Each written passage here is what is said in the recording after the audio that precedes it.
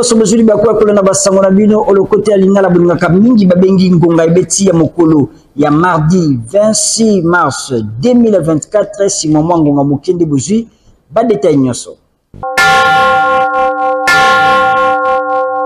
Fongola basango na bino na sécurité pour nakoloba été tata mokonzi ya Sud Soudan na qualité na ye ya président en exercice ya EAC Salva Kiir Mayardit azalaki na ekolo Congo démocratique na mobembo penza wapi kolandisama na crise ezali koleka entre ekolo Congo démocratique pe Rwanda bazalaki longo na tata mokonzi Félix Antoine Tshisekedi Tshilombo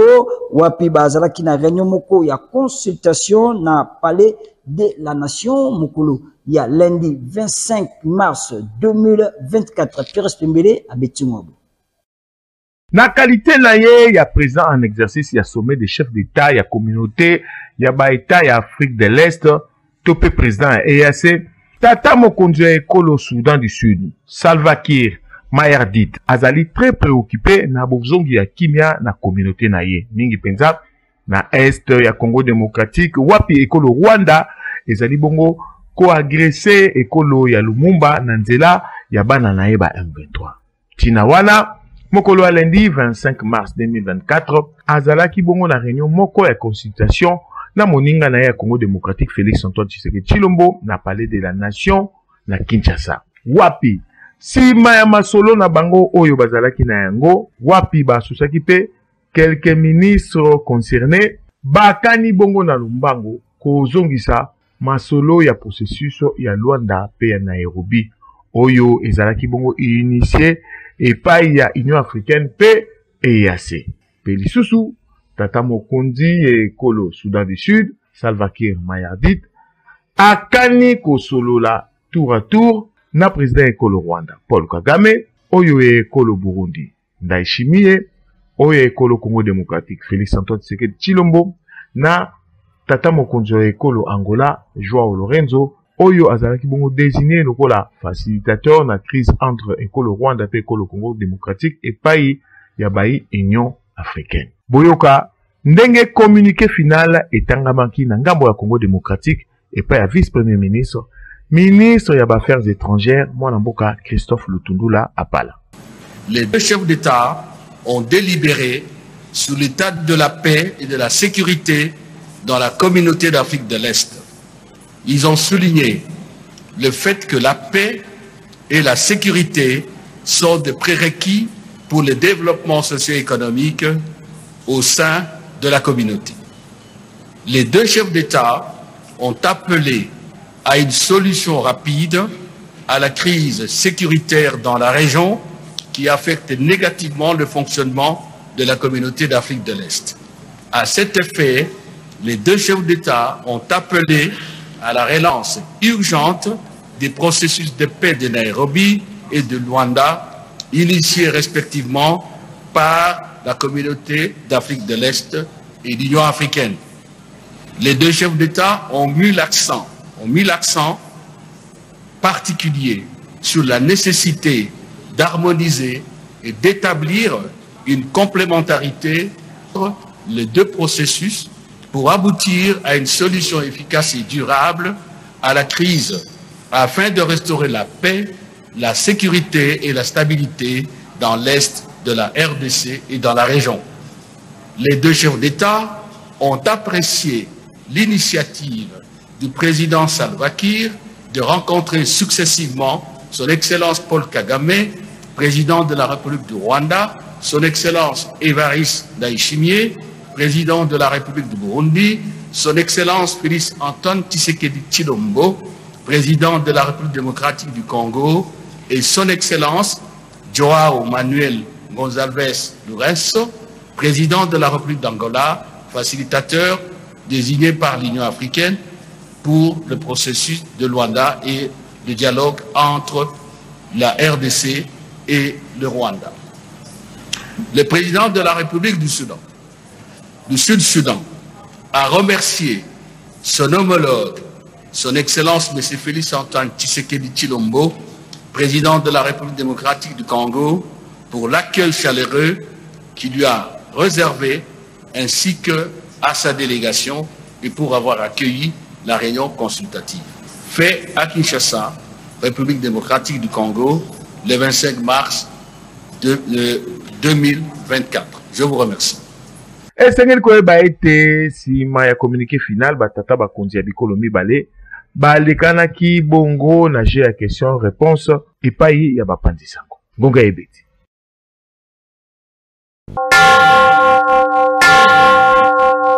Toko bakaka na mematali sécurité esengeli kosimba ete na mituna oyo ba journaliste batuna kitata mokonzi Félix Antoine Tshisekedi Tshilombo na likambo etali penza botongi ya miri na niveau ya ba frontière nde atalisaki ete ezali possible te kotonga miri na tango oyo boyoka. Vous devez savoir que nous avons des milliers de kilomètres de frontières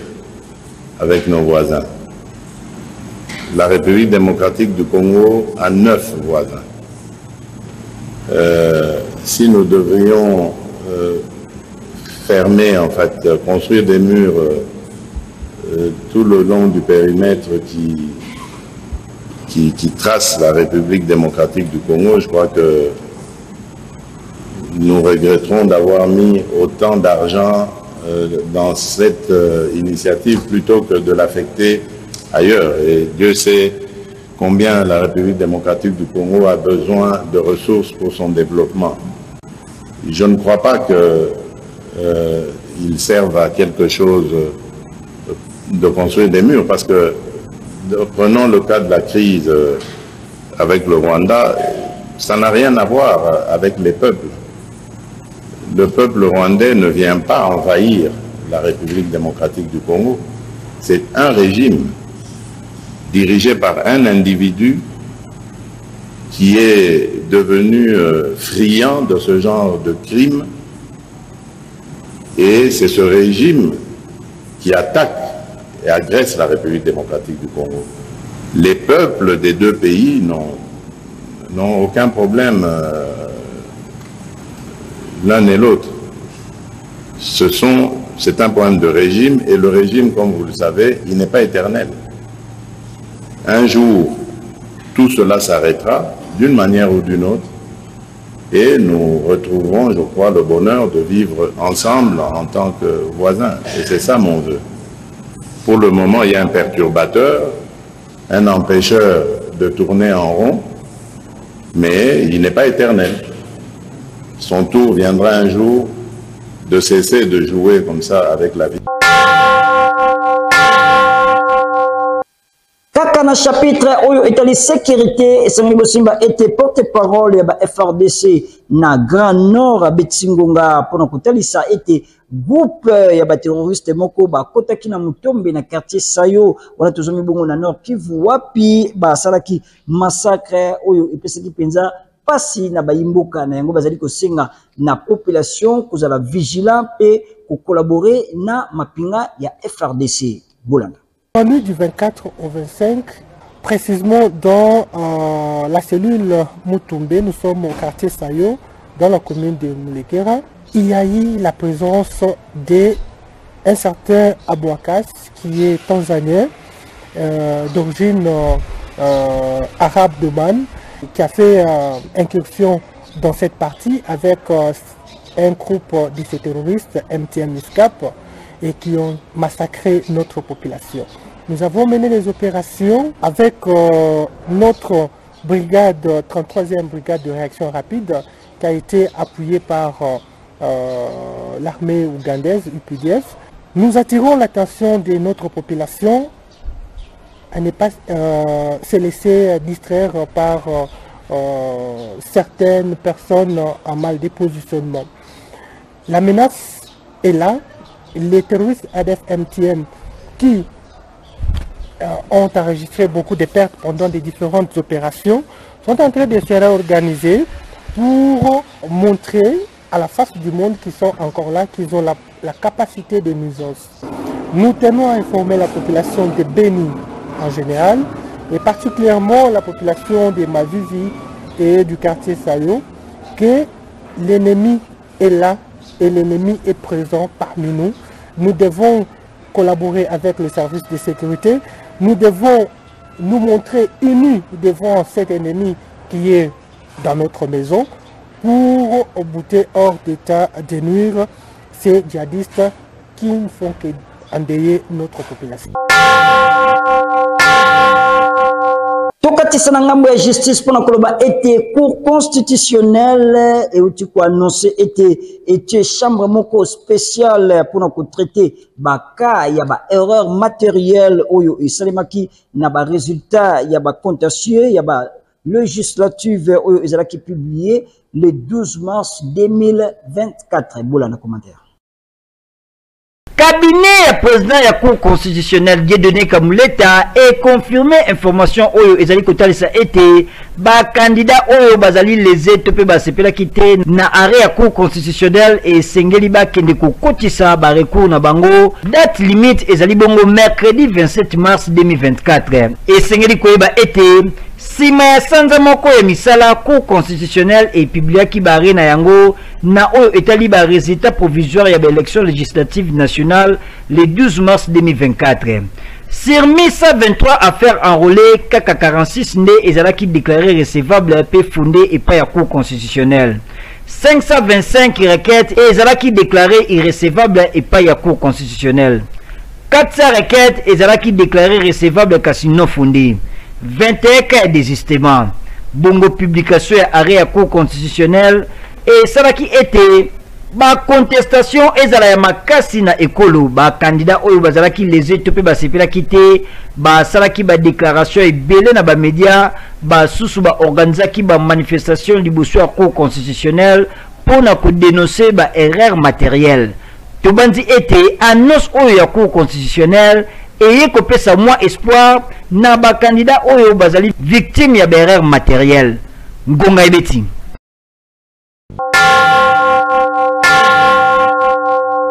nanga momususu sengeli bosimba ete mokambia liboso ya la police ya district ya Tchangu commanda Dieudonné Kangambila akitaki lundi 25 mars 2024 na nzela pona kuzongisa nyonso na mulongo pamba te embouteillage elekaki makasi na entrée ya Kimbuta kino na so de mouton ya Debonome lisusu mokolo ya mardi 26 mars 2024 oyo asalaki présentation ya bakuluna wapi atindaki bango na acquis des droits. Jidex Makengo Lili Maleka babeti ngombo. Commissaire supérieur principal Dieudonné Kangambila Mukambia liboso à la police ya district ya Tchangu 1 azalaki trop chargé lundi 25 mars oyo pambate ya kitaki na nzela pona kozongisa nyonso na molongo kofungola nzela po embouteillage moko esalemaki ya makasi kobanda na entrée boulevard Kimbuta kino na soti mouton ya Debonome et ezalaki penza terrible. L'homme du terrain commandant Dieudonné Kangambila abandaki na kolekisa motuka moko simanango nzela eko fungoma malamoko embouteillage eko sila nyoso elekaki na kimia sans problème koti kawana toujours au four et au moulin. L'homme du terrain commandant Dieudonné Kangambila mardi 26 mars oyo lisusu asalaki présentation ya bakuluna na district na ye simande atindaki bango na acquis des droits boyoka ndenge abetaki ngonga bengumba ville province alobaka ekozala show ça sera chaud à interpréter qui ango mabe mais bamona ki ango na ba jeu à francophonie comment il est kaki bamona ki ango to ba comprendre ango na élection na publication ba résultat élection le lo lisusu na o etali insécurité créée par les instituts kuluna yango lobby o tozali ko tindika ba abimisaki système méthode ya travail que chaque tel jour beaucoup traquer Batoubo, tel jour beaucoup traquer unité tel donc allez sous direction sous ma directive nous exécutons ces ordres et nous suivons ces directives et instructions. Nous faisons ma mission au bas signé biso ma commandant district appui PCR traque ya ben civique colon. Ce que tout le monde dit que nzela et sali mobulu ba konzi ba bengi bi bandeko ya PCR baza déborder to ko ni ko appuyer bang wana ba boni biso na balaba so ki nzela fungwami po ezaka temps mibale tongo na heure ya heure de pointe mi to keze belé to ko appuyer bang so ki 10h 11h nzela fungwami to zongi tobani misala administration ya koyeba ezali ete colonel Dieudonné Kangambila azalaka trop bureau te yazalaka kaka na terrain mpona koluka koyeba nini ezali kotambola malamu te na district na ye ezalaka nde boye ngonga ebeti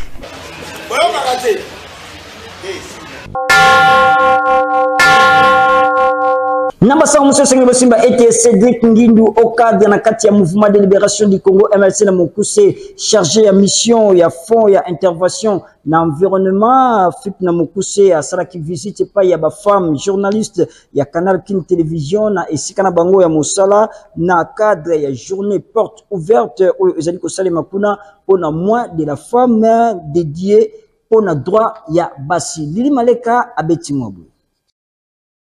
Lundi 25 mars, Oyo, femme journaliste à Canal Kin Télévision, Bayambaki, Nesika na Bango ya Moussala, au cadre ya mouvement libération du Congo MLC na Mukuse, Oyo Azali Peli sous chargé à mission à fond d'intervention pour l'environnement FIP na Mukuse, Monamboka Cédric Ngindu, pour la journée porte ouverte, il y a mois de mars, Oyo. Na cadre, il y a célébration, il y a droit de femmes. Répété pour la hospitalité légendaire na Bango, Madame de Congo, Oyo Azali directeur ressources humaines, puis directrice de programme, na Madame Lydie Loufladio, chef de service commercial de Canal Kin Télévision, Bayamba qui Kitoko juste, na valeur na ye, invité de marque, Masolo Betamaki, pe Nyoso, le Kaki Kitoko, Poyo Kandenge, Mama de Congo, à Betaki Ngonga. Maman Nemutu, Azaka, premier conseillère même à papa.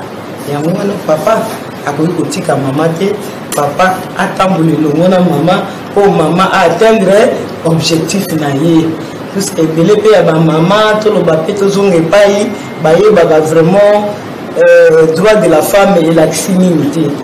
moi wana de la femme le 8 mars ezape ba ninga moto ba bundaka oto zo droit na biso wana ya ko sala lokola mibali ya ko occuper pe ba poste à commandement la preuve en que soko tali Canal Kin Télévision nombre ya basi eza équilibré na mibali.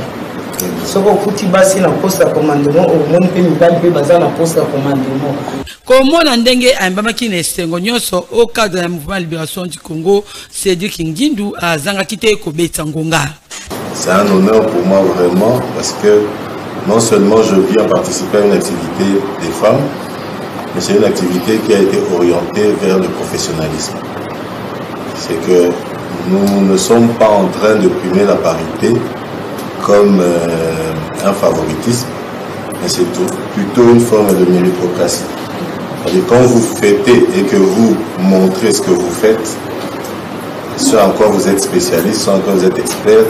soit encore vous travaillez à côté des hommes, vous montrez que vous avez votre part de responsabilité dans la société. Et Sengel Koeba été journée porte ouverte Oyo organisée et pas yaba femme ya Canal Kin Télévision et bandaki le 7 mars pe yango et aussi là le 25 mars 2024 na yango nyonso et katami na soirée moko scientifique ya monene Oyo ezali prévu mercredi 27 mars 2024 na salle Fatima na commune ya Gombe Ngonga Ebeti.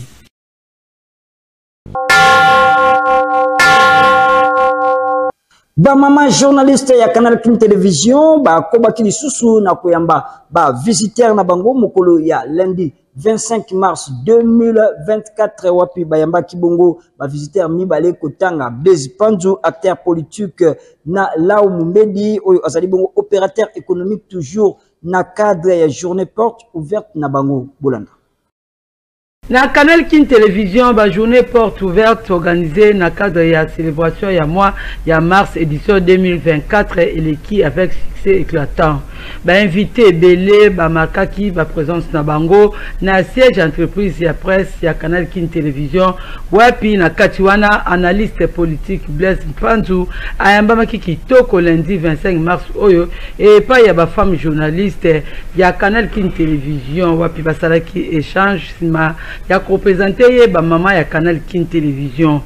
ye atondaki na esengo makasi mwana mboka Blaise Pantu analyste politique azwaki maloba pona kotalisa esika nini ye atia ba mama pe azangaka ko soutenir bango te na likamusongolo na suka nango akumisaki ba femme journaliste ya Canal King Television komona musala kitoko basalaka ya kopanza sango boyoka ye ndenge abetaki ngonga.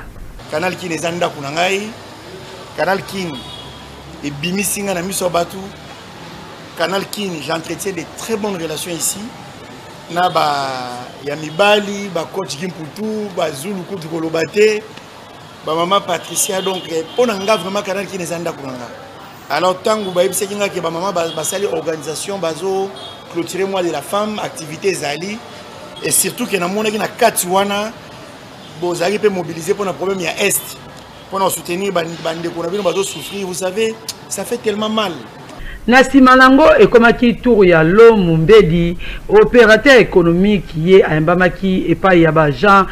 cadre ya Canal King Télévision na Bukambami, ya directrice commerciale Madame Lydie Fuladio, wapi moko katina bango asalaki présentation ya ba femme journaliste ya Canal King Télévision, pe ba salaki échange. Komona akei kitoko oba reserva kipona ye lo Mumbedi azanga ki maloba te liboso ya ba mama sima ya kotalisa geste kitoko asalaki boyoka ye ndenge abetaki ngonga bato ba considérer bango te bazaka toujours na molili donc ndenge bo considérer nga etike ngai donc match retour na ngwezali mais na yebi ke mercredi déjà événement kozala ngonga ebeti.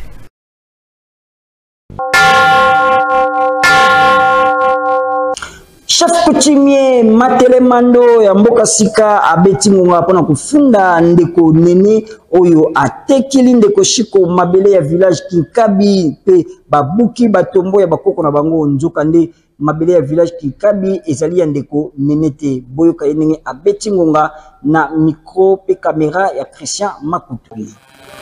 Village Kinkabi ezamboka moko bakoko na biso bafungola ngo le bamba Camille ntafungola mboka wana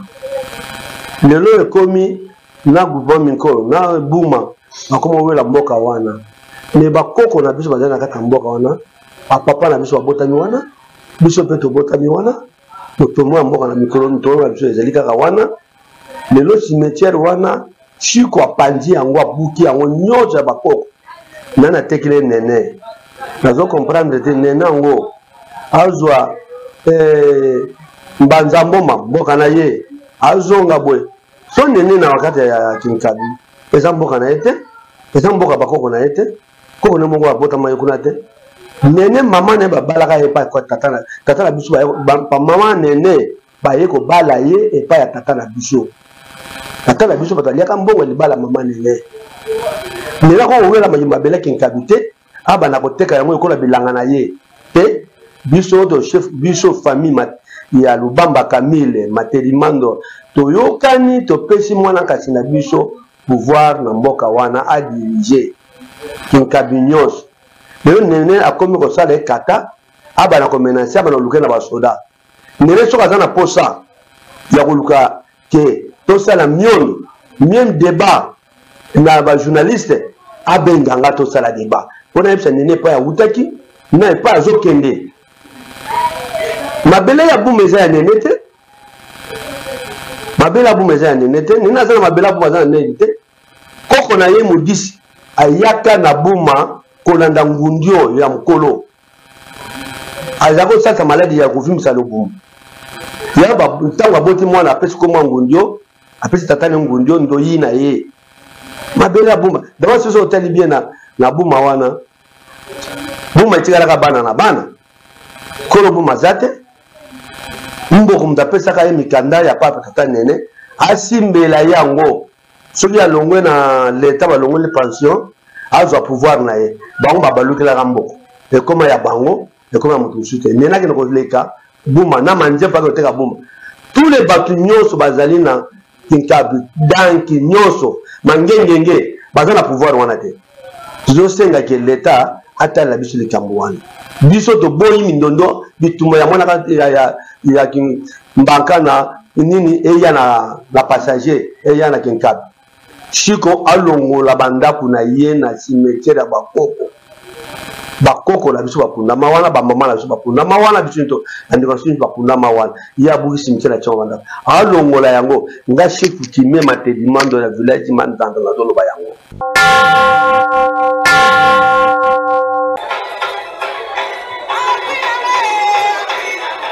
Sango malamu pona ba mama ba papa pe bana nyonso ya chango oyo bazali ko kabola pasi oyo bandeko na biso bazali komona na est ya Congo démocratique. Le 30 mars 2024 oyo ba mama ya El Elyon ba bongisi sortie officielle na bango oyo ba consacré na losambo monene pona ekolo Congo démocratique pona koloba une prière pour la nation. Kozanga te ndeko na ngai ya chango yaka le 30 mars 2024 na avenue Honorable Tumba numéro 6 na quartier Sikotra na commune Yantele na salle cadet de 13h à 16h. Référence avant arrêt CNPP na boulevard Lumumba. Boyoka bango moko ba mama ya El Elyon ndenge ba betingonga. Bino ba mama ya chango Yantele. Tozali na arrêt CNPP na sima ya hôpital ya CNPP. En tout cas, to bengi si ba mama nyonso ya changu nsele. Plaza CNPP masina wapi bisika nyonso bozali. To bengi si bino boya na El Elyon ya CNPP. To sangana. To bondela, to chama bolongo na se to bondela. Ba mama ke na kufa beka na kutala ba image mpila makamu ke na kuluta na est boke violer bana ba mama makamu mo shambike na kusala makuna sous le haut patronage ya mama Liliane Bemba bet soutenir œuvre ina beta soutenir rangi mutino na nzila ya losambo ya ba prière parce que bible ke tubane implorer la grâce de Dieu na beto ba bike ba mama yake tunga ka nzo ke ba mama nzamba yoka kolela ya biso ba mama makasi. Boya to sangana balobi union fait la force to bondela nzambe pona ba soda na biso bazakuna nzambe ya kota na kati ya ba arme a utiliser bango bazala puissamment to gagner bitumba oyo pona mboka na biso. Biso nyonso le 30 mars 2024 oyo na losambo monene pour la nation oyo lingomba El Elyon chango ekosala. Bobo sanate nyonso ezali sous le haut patronage ya mama Liliane Bemba visionnaire ya lingomba El Elyon. Ngonga ebeti. Na basango ondenga na zuningisa ya kusukisa basango na bino soki bosepela ki bozongisa matonde bele na Patrick Lusala oyo azalaki na sima ya kamera montage ya Christian Makutu regie sima makina maboko ya Suleiman Mboyo tika kimia kolo nzambe e umela na mabota na bino pe bokuba kana kulandaka manaka ya Canal King Télévision Télé Vérité.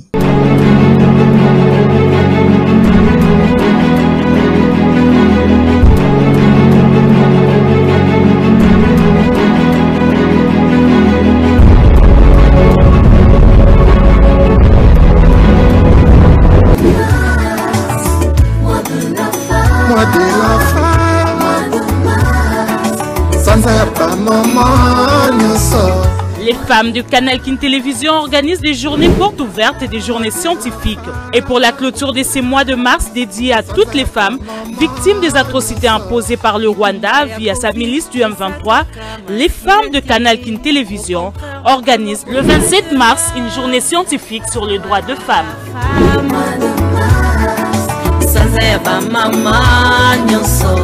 Venez visiter les installations de Canal King Télévision et toutes ces femmes fortes de ces médias privés. Boye Imala Mwepaina Bisso, bienvenue chez nous.